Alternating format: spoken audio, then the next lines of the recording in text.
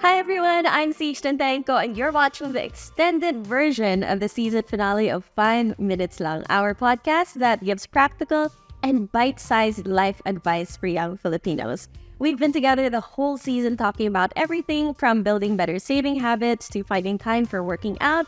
And right now, we're going to end our season with a discussion about something that many 20-somethings go through, right? And this is the question of, should I be an employee or should I set out and become an entrepreneur? And who better to discuss this with me than someone who has been in the entrepreneurship game from high school. Right now, he is the head of strategic partnerships at Nexplay, which is a company that connects brands to influencers. They recently raised funding, opened a new office in BGC, and they are going to be launching a software platform that helps influencers connect with brands. Everybody, this is Paolo Rentero. All right. Thank you for having me. I'm super excited to be on this podcast. It's great that you're doing a new extended version of it. And I'm very blessed to have you guys also interviewing me. Super lucky. Yeah, thank you for having us in the Nexplay office. This is also exciting for us to have you here. We are around the same age, but I only got into entrepreneurship in my late 20s. You've been doing it since high school. Yeah. What made you want to start? Maybe a big factor for me was the people that were around me. When I was very young, me and my best friend, we'd always try to explore new ideas, right? And very early on, we were already obsessed with computers. So since websites and online advertising was very new at the time, we definitely had an edge. At grade school, we were already handling the online marketing for our school in Southridge at the time. So we were skipping class just to, put up the website and things like that. So we had a very early exposure to putting up websites. So that was our passion, really, computers, right? So it wasn't very far off for us to actually think of making it into a business eventually. And another inspiration also for me was my grandfather, because he would do a lot of business dealing. And when I was very young, grade school and high school, he'd bring me, even locally and regionally, to his business meetings just to listen in. Right? So I think very early on, I was already very inspired to put up my own business. And that's why I just really kept trying, even through multiple failures. Right? So that's basically how I started young. When you're in high school and you're starting out, right, there's so much to learn about business. What was the first hard lesson that you learned in business? So the very first, there's multiple. And I think the biggest stumbling block I think that young entrepreneurs can or usually come across is a wrong idea of what entrepreneurship is, right? So for me early on, it was more of, I want to be able to hold my own time, right? And do my own thing, right? You soon realize that you lose control of your time too, because the difference between having a 9 to 5 job is that at least you get to control your time. After work, you can turn it off. But as an entrepreneur, you're thinking about work every day, all the way through the weekends, right? So that's probably one of the first things I'd probably think about. Very early on in your career, are you ready to actually take on something that will take up 100% of your time? For the first 2 to 3 years of you putting up your business. Ooh. And also, now that I think about it, when I was a fresh grad, I tried to put up something. And I thought I was ready to put it up because I felt that I was skilled. I wanted to put up a publication. At the time, I was the editor of our school paper. And I was on my team. We had the photo editor, the graphic designer. This was a strong team, at least in the context of orgs. Tried to put up a business, realized none of us know how to make money. So we're good at making product, but we didn't know what was the landscape, how do you make deals, how do you make partnerships, right? And it was the death of my youthful idealism. I agree, yeah. Right? Did you have a moment where for you it was okay, real world? Yes, for sure. Straight out of college, even before college, right, I was very involved in software development. I think the first company I started out after college was a software development company that's still running today called Digitier. And for me, it was more of coming out of high school, college, knowing how to build websites and things like that. I thought I knew everything, right?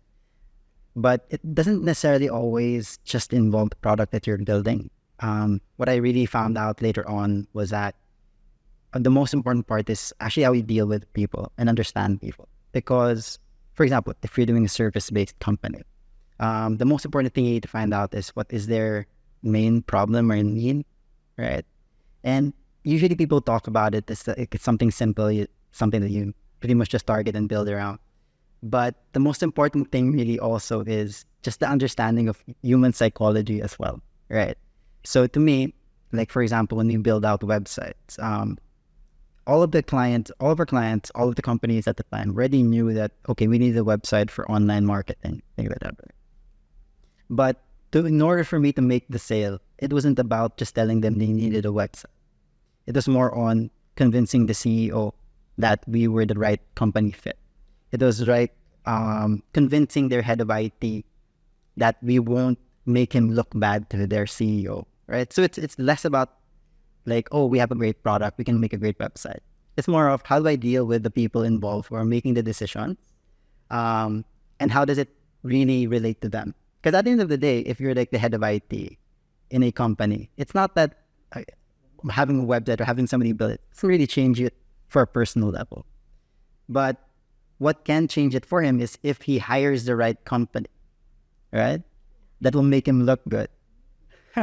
So very early, like not very early on, but it took me like 1 or 2 years to actually kind of understand which buttons to press to actually sell our product. At the time, it was like website and custom software, right? So that was basically a turning point. It's really about, at the end of the day, any company you work with, you're dealing with people. And the sooner you understand how to treat people and how to kind of work with them, that's where you kind of take your first steps in creating a great business. Yeah. So it's, it's not just good product, it's selling the product. Yeah. It's getting in front of you. It's building the network so you can even get in the room to make the sale in the first place, which when you're young, I mean, that's a huge challenge. Where's your network when you're young? So if you're speaking to someone who is in their 20s, I know that for, over a decade, you've been helping startups. What's the advice you give to someone saying, should I start it? How do I know if I'm ready? Yeah. Or should I just stay longer in my employee life and gain more experience? Okay. So for someone who started very early on, I think I started my business 6 months out of college. One of the biggest difficulties I ran into was obviously capital. Like if you have the capital to run your business and prolong it until you actually find your product market fit, and great. I started my business with zero cap. So I had to make it work very early on or we would have died out. And it's more of, do you have the capacity to actually run a business that way? So if for example, you have a lot of capital, you have a lot of money to burn. I wouldn't recommend just to burn the money, right? But at least, it's less about how early you can succeed, or like, it's more about how many mistakes can you make until you succeed, right? So if you can actually prolong that process of like experimentation, then great, right? Another aspect that you also mentioned that's also very important is network. It's actually really hard to build a network if you don't actually have a career, because how else are you going to actually meet people? Like I think entrepreneurs nowadays actually have it better because, especially in the Philippine startup scene, there are more startups that are coming out. There are more networking opportunities. So they can definitely build their network there. But, I mean, in my time, like, who do you actually talk about? Like, or talk to when it comes to networks, right? So that's why we started TechShake and other company so that we can do these type of events for startups as well. So do I endorse starting your entrepreneurship early? Yes, if you can actually afford to do it from a financial and grit perspective, if you think you can stomach it. But there's nothing wrong with like staying in a company first, learning the ropes, understanding corporate structure, and building your network within that infrastructure, then spinning off your own company afterwards. Yeah. I mean, when you're in college, networking events don't seem like that attractive. I remember being in college like 12 years ago, and networking events seem like, I get it. It's just a bunch of people talking about themselves and what they do. I don't get it. Yeah. But you get older and then you realize that, no, these things exist for a purpose. That's how we find each other, and that's how we find connections. And in the absence of, a long built out career where you've worked with all of these people in the past, you should be taking advantage of these events of, if you can go to a conference or something, go. If you hear there's a meetup in a cafe, go. Get yourself out there, right? Like, for you, going out there takes a lot of time. Yeah. And I also know you have fun with your life because you have good taste in video games. How do you, as a young entrepreneur, balance your time? Okay. So, yeah, I think one of the biggest driving factors on my got into entrepreneurship in the first place specifically was, of course, I love video games, right? And that thinking was, oh, if I have my own business, I have more time to play video games. So that's the furthest from the truth, right? So when it comes to time management, at the end of the day, you handle your time, right? So you decide on what you actually want to spend your time on. Very early on in my career, when I was putting out Digitier, Deck Shake, I had no time for games. Right? I remember living in Quezon City, waking up at 5 a.m. to beat the traffic, go to Makati to talk to clients, and stay there until midnight, get home, then do the same thing the next day. So I only have 5 hours of sleep. And I'll sleep in the car, actually, in the morning, in the parking lot of Legazpi. Then wake up at 7, sweat, didn't change, and just do my rounds, right? I did that for like solid 6 months until we put up our own office in Makati. So initially, especially when you're doing entrepreneurship, it really depends on what you're doing. You handle your time. So for example, if I chose to not do that and just like went with games and things like that, then of course that's less time that I can actually attribute to what I'm doing or what I'm building. So that's why I'm saying that corporate or like joining a company is not necessarily a bad thing, so that you can still kind of carve out what you want to actually spend your time on. Of course, like work-life balance is a big thing right now, but there's no such thing as work-life balance in entrepreneurship, right? Especially if there's something that you want to attain, or like certain milestones, it's difficult to balance that as an entrepreneur, unless you're really good. And I guess my hat's off to you, but had difficulty with it like very early on for sure. Yeah, and when you're an entrepreneur, there's so much responsibility on you. That's why it feels like there's no balance, because there are so many people counting on you. If you fail, it's no longer just, me and my little project. Exactly. There's a team. There's a team that's counting on you. If you don't make this money, if you don't hit that next thing, okay, there's boundaries there, It's like having children. It's like having nobody yes. And that's another thing, right? Like when I look back, my big regret from college is I never saw myself as an entrepreneur back then. But if I knew I would be where I am now, I wish I took some management classes. Yes, same. I wish I took like accounting, all of these things that I avoided because I was an artistic film major doing short films and doing indie film. Yes, yeah. I wish I took a management class. Same. Because you're right. So much of entrepreneurship is dealing with people. Yes. And it's not just external, it's internal. Yes. For young entrepreneurs, how big a challenge is that? Oh, there's a lot of stumbling blocks, specifically like on the personal level. I think coming out of college or high school, you feel like you know everything, right? Yes. So in the case of like in my case, right, it's very, you get, you need to find humility eventually, but if you don't find it yourself, the business world will pretty much shut it down here. Yeah. So I took that I didn't take it very well very early on, right? And I think that's why a lot of entrepreneurs have difficulty as well, right? So that's something that you can work on, humility, and also kind of understanding that there's still a lot to learn, especially when it comes to like entrepreneurship. And maybe this can kind of move towards like one of the biggest pieces of advice I give to young entrepreneurs, right? Seek out mentorship.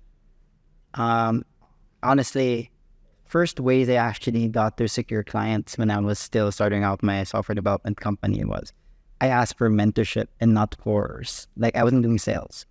I went to CEOs and owners of companies that didn't know me. And I'll just reach out and say, hey, I need some advice starting out my own business. And because we were having trouble already at the time, right? And I already took my piece of humble pie. And I was like, oh, can you give me advice? Things like that. And then you'd see, like, when you talk to entrepreneurs, and other CEOs who have made it already, you feel like have made it, they're always willing to help, right? And that's how I got my first few sales. That's how I got my recommendations. So it's not only like I got to learn from these guys, but it helped out my business as well. Yeah. What's the best piece of advice that you got from those early mentorship talks? There's a lot. Just one. What's the best?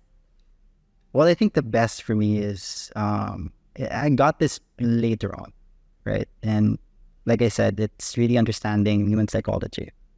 For me, like one of the biggest or most transformative books I've read are like Influence by Robert Cialdini, and also Never Split into Prince by Chris Voss. Because I realized, especially with my line of work, about how you deal with people, right? It's all about negotiating.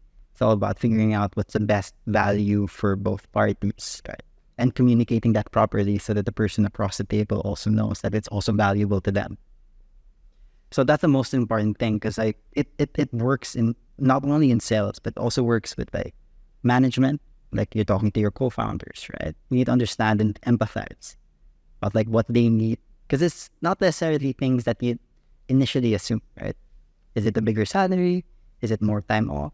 Maybe it's not, and maybe you just need to recognize the value of their work and, talk about it and say, hey, you're doing a great job, right? So it's a lot of these things that really, at the very end of the day, the most basic unit of every company is the person, right? So you just need to be able to actually manage that and understand and empathize with people. And that's like the biggest transformative thing in my head. It's not the numbers or anything.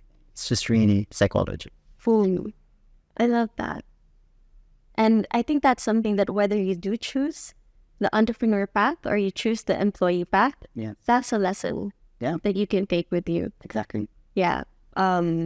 Listen to people, understand their needs, respond to those needs, whichever path you're in. So I know you mentioned earlier adding value to people's lives. I learned a lot. This was valuable to me. I'm sure it was valuable to our viewers as well. So thank you so much for joining us. If you want to listen to the cut down version of this, it's going to be on our Spotify channel, 5 minutes lang with Paolo Rentero. Thank you so much for being with us. This is great. Thank you.